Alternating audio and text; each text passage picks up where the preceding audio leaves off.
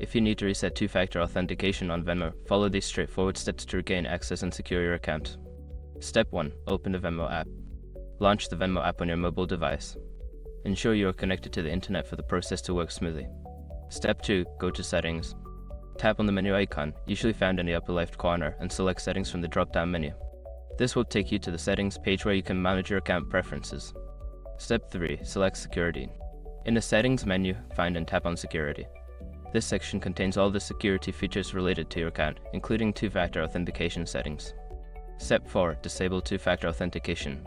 Look for the option labeled two-factor authentication and toggle it off. You may be prompted to confirm your choice or enter your password for security purposes. Step 5. Re-enable two-factor authentication. After disabling it, you can re-enable two-factor authentication by following the prompts. You will need to set it up again, including verifying your phone number or email address to receive the authentication codes.